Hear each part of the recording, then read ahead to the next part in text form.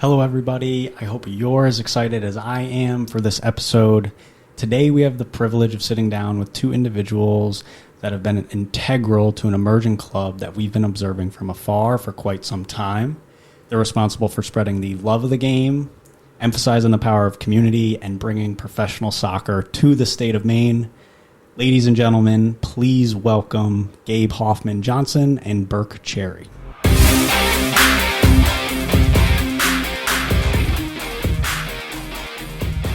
We are live, Howler Spotlight, here with the founders of Hearts of Pine, Gabe Hoffman and Burke Cherrie. Thank you for joining us. Thanks for having us. And my dad would probably be mad at me if I didn't say Hoffman-Johnson. Hoffman-Johnson. It's the hyphen. It's a mouthful, yeah. I have the same thing. I'm Flores McKenna. Okay, so, there you go. Yeah, it's I always have to work that into things, and it gets annoying sometimes. But how's that going to fit on a jersey? Well, it's so like originally as a kid, like we did like Hojo sometimes, and then actually it does fit. You just need smaller letters. Okay, yeah, there you go. Like Kulishevsky or whatever. Yeah, exactly. Yeah. So, how have you guys been? How's your weekend been so far? It's been good. Yeah, beautiful weekend in Maine. Got out in the soccer fields yesterday, watched the game, little golf, little prem. So can't complain. Yeah, my team won. United won. So okay, there you go. 2-1. And you guys were up in Portland yesterday? Yesterday. So we got here around noon, headed over to Allagash, which was a treat. Club partner. So yeah. Thank you, Allagash. Shout out Allagash. We bounced around a bit. We actually checked out Fitzpatrick Stadium. Got a look at that. Got some film there. Cool. It'll look much nicer when we play. Oh yeah, no, we were speaking that into existence in the video. We're like, you can picture stuff. You can here. see the potential. Yeah, like concessions and food trucks, banners and things like that. And then checked in the hotel, and then headed into downtown Port. So cool. Yeah, beers and food. Beers and good food. time. Yeah, there you go. That's Portland. Yeah, bonfire. Got a drink there. It was a younger little, Gabe. Younger Gabe. It was a little crazy. We were outside of it on the little the cobblestone standing and all out. that. That's it was a perfect night. That's a hazard. Those cobblestones. Yeah. There's conversations about fixing that because it is a when you say tourist trap, it is literally a tourist trap. They get injured there regularly in the summer. Oh my God. Scenes. That's not good. Well, so to kick things off, we'd love to get an introduction to both of you. Gabe or Burke, if you want to start. Tell us about yourselves and how you actually guys met in the first place. Cool. Me first? He's the real club founder, so. I mean, I guess I actually wasn't born in Maine, didn't grow up in Maine. Well, sort of. Born in St. Louis, Missouri. Most of the summers were spent in Maine. My grandmother ran a boys and girls summer camp up on Long Lake, which is about 45 minutes north of here. Dad's sort of a Boston family, and we moved here in fifth grade, sort of full time. So, high school here, college in New Hampshire. Was a good youth soccer player, played in college, and then 1 year in the USL Championship. Very, very brief. Did not develop and become what I wanted to be, largely through injury, but love this game. My dad was a college coach for 30 years.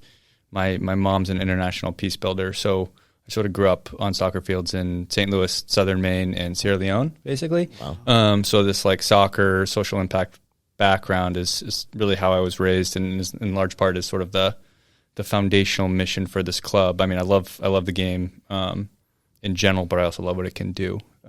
So, the most positive impact that I can probably contribute as a human is through something like this. So that's sort of why I started it. Yeah, I love that. Yeah, that's awesome. Yeah. Burke, yourself? Yeah, so I grew up in a Pennsylvania Dutch country, middle of nowhere, Pennsylvania. Grew up around the sport. My brother's 13 years older and played at a pretty high level. And my first word was ball because I was just on soccer fields from an early age. And my dad was like a weird kind of intellectual around the sport in not a traditional way. He was obsessed with the 1992 Danish team and total football and would read books on it in an era of American soccer that just no one did that. 94 World Cup, I'm a little bit older than Gabe and you guys. So 94 World Cup those were the claws that got in me. And then just watching the goal, there was a VHS tape of every goal, and I watched that thousands of times. So grew up around the sport, I was a decent player. got into kind of filmmaking actually in high school, and went to NYU where I was going to play D3, and also go to film school, and quickly realized that you can't do both. So kind of pivoted with my soccer love to using my fake ID to get into Nevada Smiths at the time, the legendary soccer bar before New York was filled with them. So spent my time doing that. Cut my teeth in the film production world. Hi, Annie. Special guest. Yeah. Anfield. She'll never walk alone.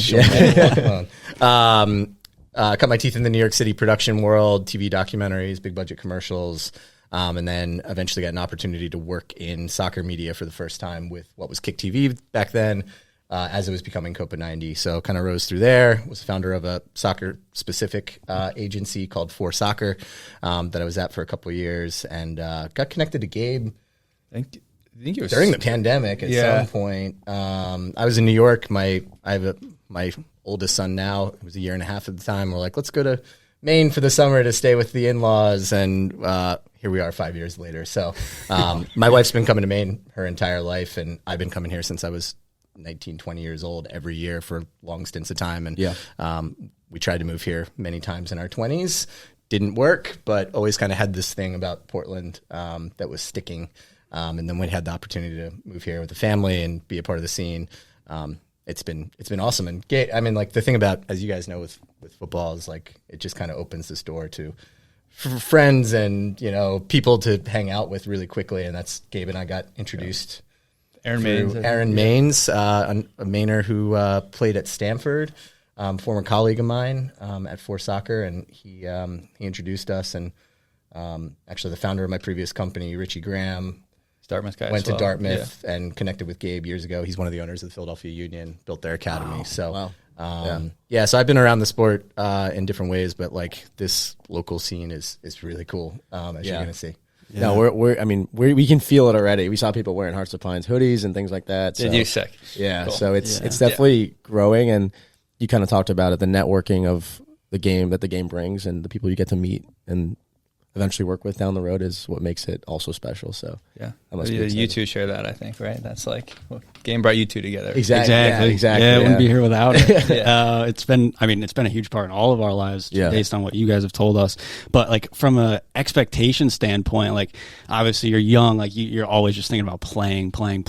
Was there, like, a key moment for either of you that you realized that, like, this could be a potential career path where you're, like, going to stay in the game? Was there any moments or, like, that you could make it a full-time job? Yeah, it's an interesting question. I mean, so in college, like, growing up, I was always just, like, the soccer kid, right? And then I, got into a good school and got hurt. I had 2 surgeries in college, and it was like, that was the first time where I sort of had to, like, think about myself as more than just, like, the soccer kid. Really enjoyed that, actually. And then ended up playing briefly afterwards, worked in finance in New York, which was, like, a lot of work and good in some ways, but didn't enjoy it in others. And yeah, I'm not sure there was, like, ever, like, an aha moment, but it was really, like, I remember I was still working in New York. Office was 56th and 6th, like, beautiful view of the park. And I was reading an article about, the announcement of USL League One, and then shortly thereafter, the USL was in Portland, Maine, sort of like, checking it out as an expansion market. And that was right at the time where I was really ready to leave New York and come home.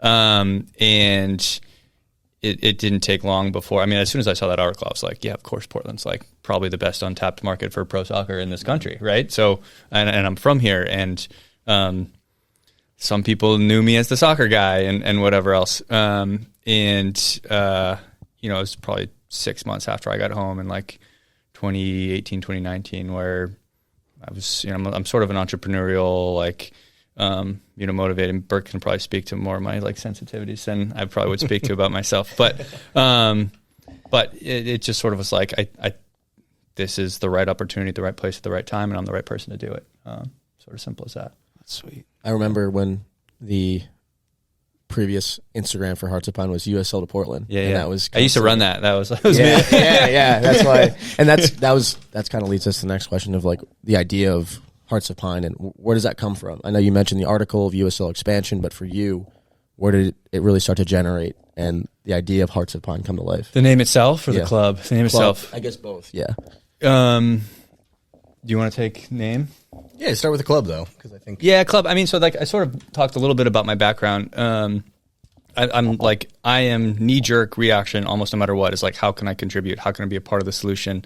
I think about others way more than myself, almost like to a fault. And just to interject, there's an urgency with which Gabe does things that I think is rare.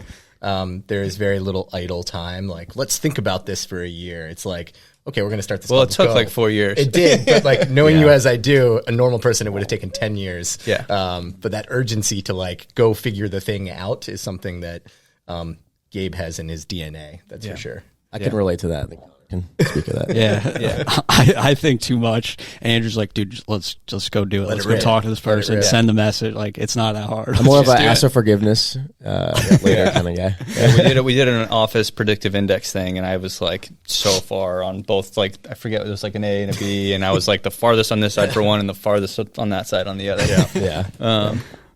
But no, I mean, I think it was, look, if you think about, I think this was 2019 was the first time we hosted the USL executives here. And that was sort of like our public announcement of, our intentions of starting this club. And it just happened to be like, it's the perfect time, right? With the macro tailwinds behind this game, where Portland is now and Maine, quite frankly, because there's a difference and they're the same, and we can get into that too. But, it's just the right time for lower division soccer, the right time to do this here. And there's like random, things too of like, I was in my late 20s. Like the amount of effort it took to pull this off, like if I was 5 years older and married and kids and whatever else, like probably not possible. Yeah. So there was like this recognition of like, this is the perfect time in my life to like dedicate basically everything I have to pulling this off. That makes sense. You got to do things while the timing's right. So that makes sense. What goes into creating the club that you've been able to achieve so far? What does that look like in creating the club itself? Yeah, I mean, to simplify it, like you need the franchise, so that's like an agreement with the league. You need a place to play, so either building our own stadium, or in our case, an agreement with the city of Portland, and then you need capital. So gone out at sort of, I would say it was early 2020, sort of first round capital raising. I have a lot to be grateful for as an individual myself, my family involved, and then local developer Jonathan Catherine Culley, who sort of are cool examples of American soccer fans in this country, where like they weren't soccer fans growing up. Their kid was a very good player. He actually went down to the Union Academy as like a 16-year-old boy, younger maybe. Yeah, he was younger, like 14 maybe. So fell in love with this game through their kid, and then all of a sudden they're like up at 7:30 on Saturdays watching Brighton, and they're like, and they're all about it. So they were fantastic sort of initial partners, and added to the group as we went. But a lot of work with the getting the deal done with the league, getting the deal done with the city. But those things take time when you're dealing with municipalities, and so one of the things I think we benefit from now is, I sort of consider myself a community builder. So for those 3 years of getting these deal done and stadium diligence and looking at different options and going down the path at several of them, and there's a lot of other sort of stuff that went into it, but it was like, we're hosting watch parties, we're hosting events with the Immigrant Welcome Center, we're building the supporters groups, been in existence for like 4 years. Waiting patiently. So there's a lot of I love this concept of adjacency. I love this idea of like rising tide. So it was just like, let's grow the soccer community in Southern Maine and in Portland, and give back to it. While we are getting the like day-to-day nitty-gritty business stuff done sort of in the background, to one, like facilitate this like sense of awareness, but like ultimately ownership, right? So we have people who have been following us for 4 years who like have believed in this promise of pro soccer in Maine, and we've finally done it now, but we've included them in that process. So it's like, I don't know how many guys we have with tattoos of our crest on them, but it's a few. It's a few. That's commitment. Well, and I think the other thing that goes with the community building is that even without having a brand back then, Gabe was brand building. Yeah. There's another USL club that had a video go out this week that they were had a timeline that had their second merch drop this past August, and Gabe had like 6 merch drops before actually signing the paper with USL. And that brand building, and I think Portland wants to kind of be a part of something. I think like people show up for the lower division sports here. People are proud to spend time here, to be from here, to visit here, in the summers, those kind of things. So I think the community building kind of went with this brand building of like, look around, these are people that are like me, and that becomes infectious. And, going back to my New York City days, you bring one person to the soccer bar, the next week they're like, hey, what time are we going? Once it gets under your skin, like it just becomes a self-fulfilling prophecy. And as you guys will see at the Portland Zoo today, one of the soccer bars, like it's a vibe you want to be a part of. It's good music, good drinks, good people, good owners that run it, and just like you want to be a part of those things. And Maine itself is a lot like that. Yeah, too. it is. And there's a bit of a manifest destiny with, I think, the community building. Gabe didn't just stick to Portland. He spends time in even back then was spending time in other parts of Maine and New England, kind of preaching to the choir about this. And I think that became a bit of a self-fulfilling prophecy for all the success we've seen early doors with the brand itself. Yeah, for sure. The community side, 100%. Last night we were at, I forgot the name of the place again, late night food. Oh, Tommaso's. Yeah. But like even there, like you're just in we're people watching, waiting for our food, and everyone in there is just like, you're just enjoying their time. And like you can tell that there is a community feel on every level, whether it's just getting drinks or going to a sports game. So I think the community thing is something that we wanted to bring up for sure. And I think that is something that Portland has strong roots in, for sure. In space, and Maine too, right? Yeah, it's Maine. like both of those brands I think are incredibly strong. Yeah. It's so rare. In fact, I don't know if I've really even met people like that have come to Portland or come to Maine and don't absolutely like fucking love it. Yeah. Right? It just doesn't happen. It doesn't exist. I don't know if I'm allowed to swear. Andrew's a person that went to Maine and spoke very highly of this. Yes, the beer, everything. He would not. The and this is a Long Island fellow I'm too, from so New he York. takes a lot of pride in location and geography. Well, there's like, I don't know, people like say especially. Portland has like a little new Brooklyn whatever vibe going on. Yeah. But. It was like a city that was the next thing for like 30, 40 years. Yeah. But like 40 years ago, and we're doing a lot of interviews with community members for our kit release coming up and stuff. It's like those streets were very different a while ago. They always had kind of that charm and like this the natural beauty of an old industrial port. Yeah. But now it's kind of got this creative community that's come around, Mecca, amazing art school, like we're all of that kind of stuff. And what's really cool right now is that everyone's kind of reaching out and be like, hey, how can we play our part? Not with like a handout or not with, like some kind of self-serving thing. It's just like people want to be a part of making this city and this state, the best version of itself, really. Yeah. And I do think it's important to call out, like, you do have to pay homage to like what Maine and Portland are, or like sort of used to be as well, where like this shiny new, New York, sorry, or like Boston money coming, like that, it just doesn't fly, right? So there's so much of like the way that we've tried to build the brand, the way that we've tried to engage with the community that is like, look, we're from here, we're the only locally owned team that actually, cares and wants to contribute and at least have some sort of recognition that like, there's hundreds of years of history and there's a like soccer community that's been building this thing forever. And yeah, we're really far up here in northern New England, so it takes a little while for things to get up here. But, it's, and maybe this club is like an interesting manifestation of that. It's maybe 5 years. But, it is important to like, you have to remember and respect the past too. Yeah, for sure. Yeah, that timeline is interesting. And on the topic of the brand and like creating this club, obviously you have a beautiful logo and branding behind you, and you guys are talking about the brand quite a bit. When you speak specifically, just like giving you the opportunity, like what does the Hearts of Pine mean? I know there's a lot of layers to it specifically, like different meanings sprinkled in. And I think you've already talked about those layers very in detail, but it's kind of like the glue that gets people like really into it and pulls people from many different places. So specifically this brand, like what does the Hearts of Pine mean? If you want to talk to the logo, colors, whatever it might be, because it's perfect for Maine. Like it screams Maine. It oozes Maine. It oozes Maine.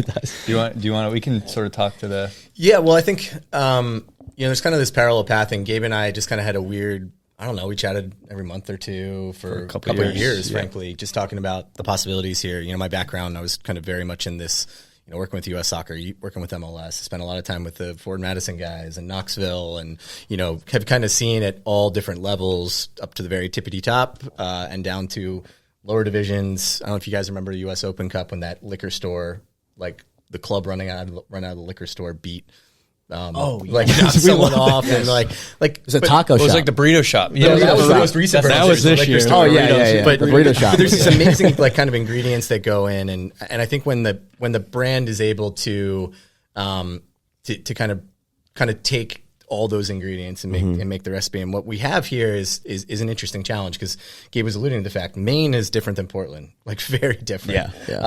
And from early on in the process, whether it was through these kind of community building watch parties or through literal town halls, we did a series of those last year to give people from different from the grassroots community, from the soccer bar, going to people you'll see today, those people a chance to speak. And what we heard over and over again is, I might live in Portland, but I'm from Central Maine. I'm from one of the island communities. And we knew immediately, like, this could, while we were going to have Portland, as one of the key parts of the name of the brand, we needed to represent all of Maine and do that without any shame whatsoever. So when you kind of like look at what Maine is, like it is kind of simple, most farthest state per capita in the country.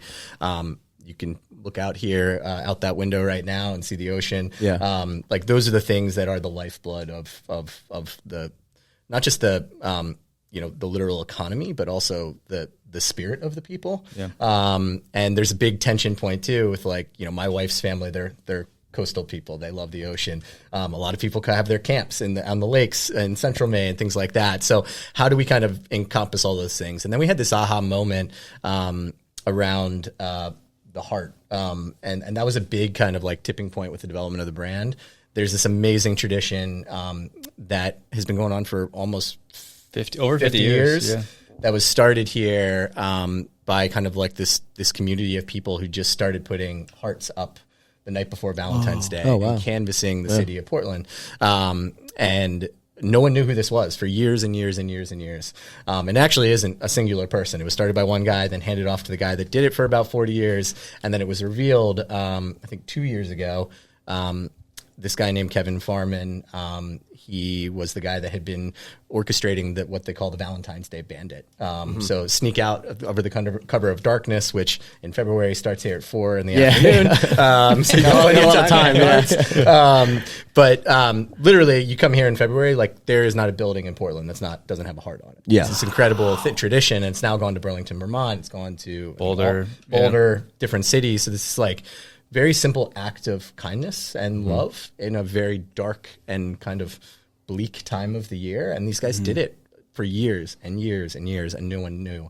And no one told them to do it. No one paid them to do it. They all did it because they thought it was fun and cool. Weren't looking for recognition. And it's just, and now there's these different groups that do it, and there's actually some competing groups. There's all kinds of stuff, but we kind of connected this, like the heart of the community with the pine and the water, and it kind of all came together around this idea of Hearts of Pine.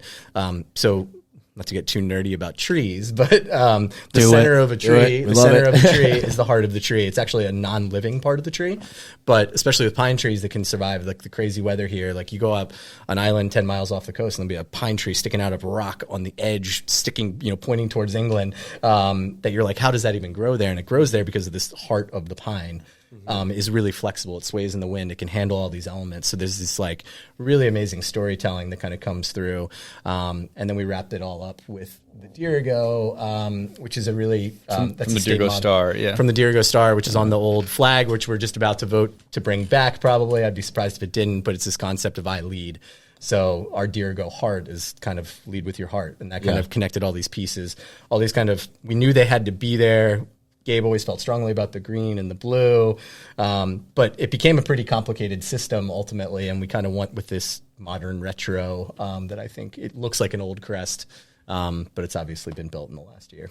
Yeah, I totally feel that when you kind of have that old and new combination. So that's amazing. That's a great modern, vintage modern. Well, and after Kevin's passing, it did. These hearts used to sort of go up, and they'd be around for a few weeks and then come back down. But and I had a lot of fun conversations. I'd go into stores and I'd be like, would notice the heart, and the sort of common theme was like, we need to continue this legacy now that he's gone. And it sort of just became this ubiquitous symbol in Maine, and even outside of in Portland, and even outside of Portland. And what Burke sort of didn't speak to probably was the the symbolism of the heart in global football, right? Where like, you know, I have a Hearts jersey from, you know, like '02 or something when I was over there with my family. I went to a Heart of Midlothian game in 1996 or 7. Yeah. My dad's Scottish club. So that was like a weird thing that Gabe and I had in common. Yeah. Heart of Midlothian, a random Scottish. When you're raised by a thought, like my dad was a soccer, like early soccer adopter. So I like as a 4-year-old, I'm like in Edinburgh, like at a Hearts game, like, you know, it's just like a pretty rare upbringing from that perspective.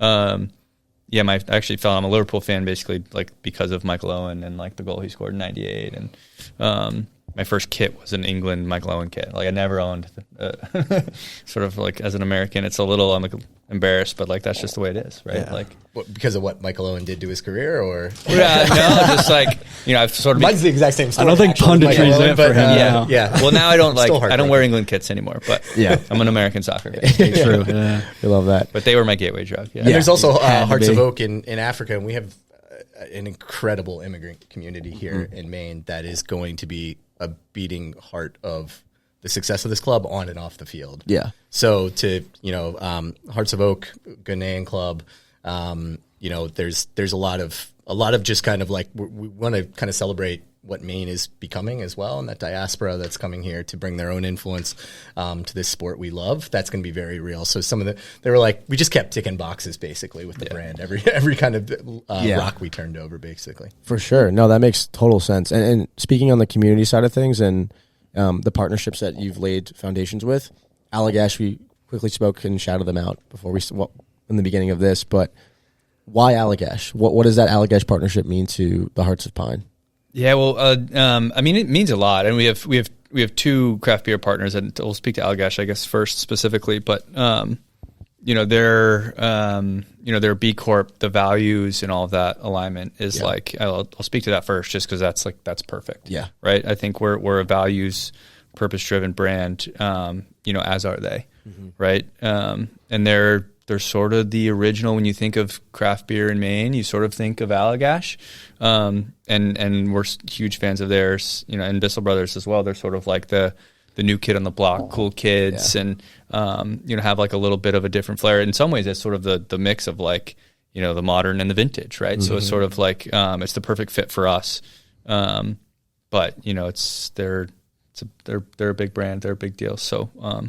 And they're soccer people too, like the you know, the head brewer at Allagash, and you know, Pete Bissell. You know, he was showing me footage of the team he's coaching, and you know, all this kind of stuff. Like these are people that not just want. Pete Bissell's a Man U fan, so he love is. that. Yeah, Bissell's also one of my favorite breweries. They do a great job. They do a great job there. But these are people that they don't want to just be slapping a logo because we're doing something cool in town, but actually want to see the community thrive through the sport and want to see the sport grow. And I think that's something that's really important. And frankly, like we would not be doing Maine any service if we were going to get Budweiser sponsorship. Like we needed to be, we needed to be hyper local. And we constantly talk internally from a marketing perspective. Our platform is support your local breweries, support your local forest trails through Portland, support your local restaurants, support your local coffee shops. Like that's what we're trying to bring. Soccer and what we're podcast. Soccer podcast. And what we're going to actually bring through to the match day as well.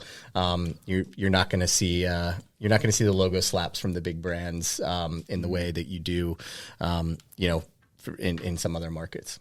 I think I speak for every fan that if they go to a home day match, if they see substance on the menu, they'll be pretty happy. And Allagash White. So. Bissell Brothers is going to be doing the beer garden. So it's going to be. I would be very surprised if it isn't there. I'll be there every weekend. So. Get rid of them. And I mean, so brand is built and still growing very rapidly. But from like a logistics perspective and getting to the play, like how close or far are you from like actually getting like an 11 players out on the pitch? I know next. Yeah, next well, spring no, yeah. I mean, they better be out there by mid-March. Ready, coach. Gabe will be dusting them off too. Yeah. What are you guys doing mid-March? Howler's podcast features. No, we're very close on sort of head coach, technical director right now. Already having some conversations on the player side. You know, we'll do an open tryout. I love this. We hear from so many like people like Mainers that like want to come try out. And we actually have like this, as Burke sort of alluded to, this sort of new Mainer community where there's a lot of talent as well. So we'll have sort of like a main tryout version. We'll have an open tryout version for like for whoever else. But a lot of our players will like either be in the league currently or in the championship or just coming out of college or the Canadian Premier League or wherever they're going to come from. We have 7 foreign roster slots. But so like already starting to think a little bit about that. This hire that we'll be making the next week or two is super important. They will be leading that process. I was in the league, however long ago that was, 10 years ago, very briefly, and have followed the game and so like, have maybe a different skill set than some in my position, but like, won't be touching too much of that. But I would say we're cognizant of it, focused on building it out right now.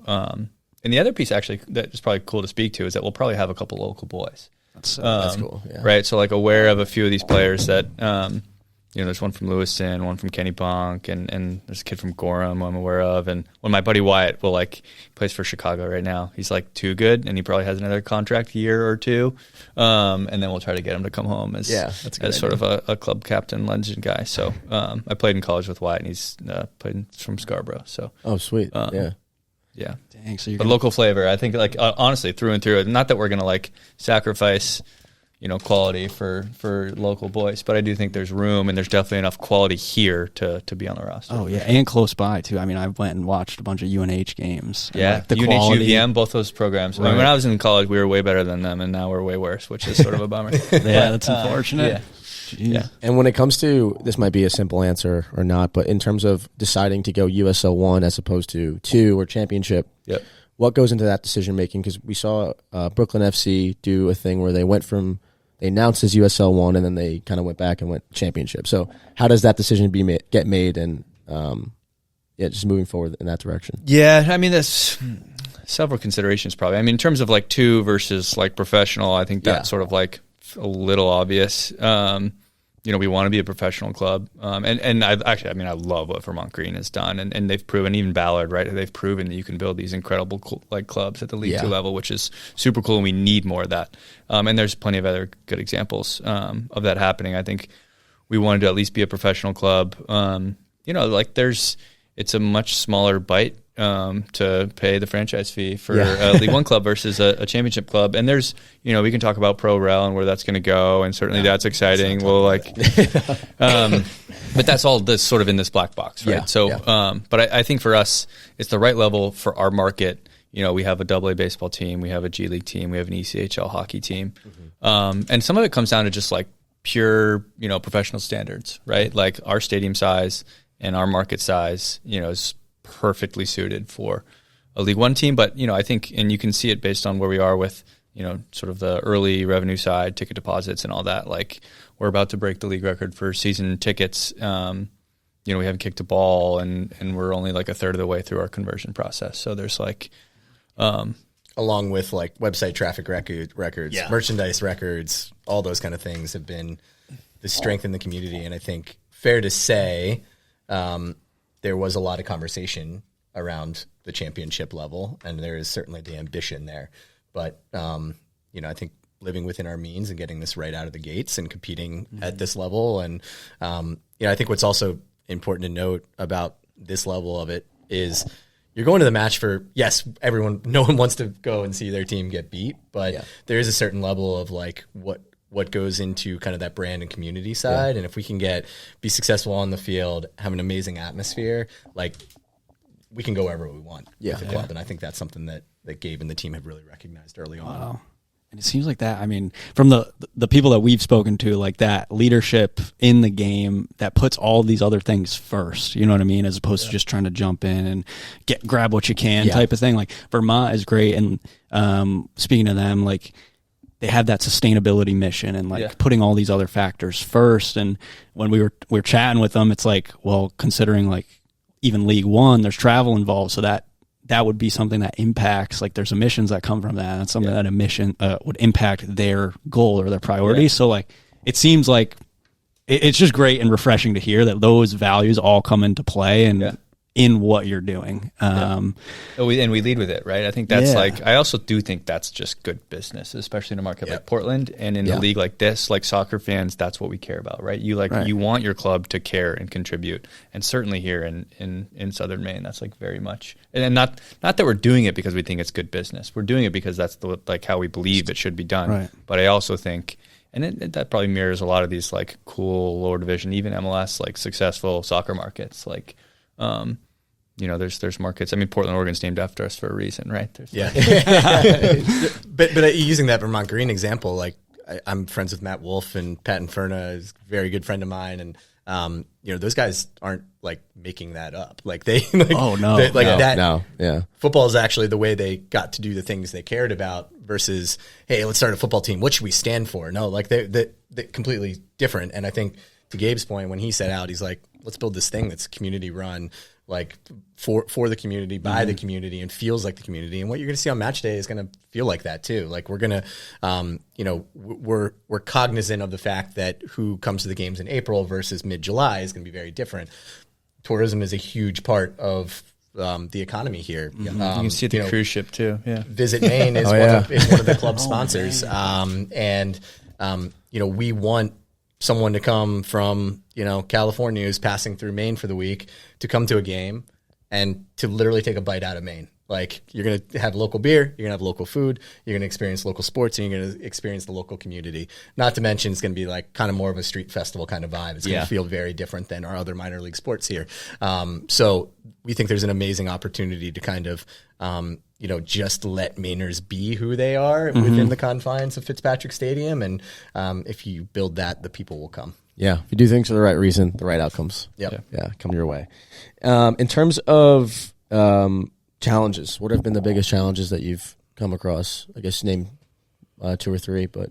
Yeah, certainly took a little while to get the stadium deal done with the city. I mean, anytime you're dealing with like sort of public-private partnership, some of those challenges come into play. Always sort of had high level, macro support, but like figuring out those details in a small city. We had COVID sort of in between where we like announced our intentions to do this, and then COVID hits, and that sort of slows it down. So that's generally, I think, the largest challenge that I've sort of had to it's really just persistence, right? It's sort of like you have to persevere, and then have a sort of like a stupid amount of fortitude as you like work through to get it done. I don't know if you like. Well, I guess like another one. I'm not even sure it's a challenge, but it's just something you're working through. This like whole idea of an expansion club, right? So like we announced the brand in April. We have 4 full-time employees. Yeah. And we have to play a game in less than a year. And you have to scale this front office. You have to scale the sporting side, every system, every platform, every program, every person. You all have to you have to build it. You have to figure out how to work together effectively. It's just like, it's this crazy effort that you're doing all these things that you're only going to do once. It's a lot of fun. And that's also challenging. And we're here to create the most successful, the best lower division club in this country, right? So like, I love lofty goals. We have lofty goals on and off the pitch, which I like. I mean, otherwise, if like, what the fuck are we here for? If that's not what you're trying to do. But it's more difficult, right? Like we have over 4,500 season ticket deposits. Like we have higher standards. We have high standards. Like executing and maintaining those standards for a club that's only existed for like 4 or 5 months is like, that can be challenging, but it's a good challenge. And I think it's something that every single day there's 14 people in here fighting that good fight, and building this the right way. So and USL clubs have to do all the same things that an MLS club does, but they don't necessarily have the same infrastructure. From a merch standpoint, MLS has a consumer products team that helps you through that whole process. That doesn't happen at this level. So there's a lot of, and USL is doing a great job trying to figure those things out. Our sleeves are way up. Yeah, that's a very simple way of putting it. But there's a constant pressure for these clubs to kind of figure that out themselves based on what market they are. Like, we have to basically make decisions on a daily basis that we have no idea if they're going to work out well or not. Yeah. And that decision fatigue is very real.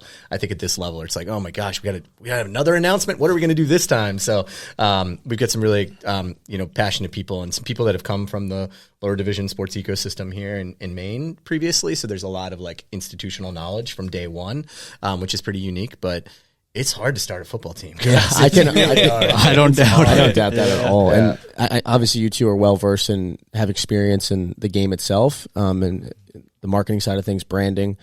How much have you leaned on your network to help in your decision making? A ton. I mean, him probably more so than me in some ways, but I like leaning on my network, leaning on the league, leaning on other teams. Yeah. It's huge, and even actually probably worth mentioning, like from the very beginning. Just like the overall willingness to support and share best practices and whatever from any team in this league, and anyone at the league office, whatever the case may be. There's like a general interest and desire. How can I help? Like, because the more that the league grows, the more that we have more successful clubs, the better it is for everybody. So that part I've really enjoyed. And then we're doing this for the first time. Burke has worked in soccer for 20 years more, but has never done this before, right? So and same thing with me. I've had one real job since college. It's a lot of just figuring it out as you go and inviting other opinions to inform our own decisions. It's critical. It's critical because we don't have all the answers. And the strength of that network is very real, as you guys know, like that lower divisions community. Yeah. You guys were mentioned before we started recording, Tyler Litwin, who's been doing Vermont Green stuff. He did those amazing U.S. Open Cup posters. Yeah. Those are great. And he met these guys when they went to the Vermont Green game earlier this year. He and I have been chatting once a week. I think we spend half of our time talking about nothing related to the work he's doing with us, but that kind of creative community, both locally. We've been working with the Mecca, which is the art school here. We had kids that are coming in and spending time with our brand and giving us different perspectives. Like, it's just amazing. Photographers, videographers. We've got we're spoiled for that because Maine kind of attracts people that want to go take photos and video, and that's an amazing thing. But there is that kind of grassroots soccer community of people who just want to, support community-backed, organizations and are inspired by it. So we're getting messages from all over the country all the time, being like, "Hey, can we get involved? Hey, can we like whatever it is?" And I think the more of that kind of sharing across the lower leagues is a really nice counterpoint to MLS, which is everything top down from a creative standpoint. Like, CMO decides what clubs are going to do at pretty much every level of it. More USL can kind of while we're competing on the field, kind of band together in that kind of storytelling side of things. I think the better off we're all going to be. Yeah, and it's proving true too. Yeah, everyone's buddies for now. Sweet. Yeah. And then as far as goals, Gabe, you brought up goals. They're loftier here than maybe in some other areas. We see over here, like, you're keeping track on the whiteboard in the office. Yeah. For the inaugural season, what goals do you have for that initial season? And then also long term, maybe like a few years down the road, what does that trajectory look like? Yeah. I think probably a few, sell out every game, which I think we'll do. Year one, sort of on the business side, on the pitch, I could sit here and say I want to win the league as in the first year. I think that's certainly possible. Definitely wouldn't count it out, but I think put a competitive team on the field that's going to adequately represent our sense of place, how we punch above our weight class here in Portland, Maine. Mm-hmm.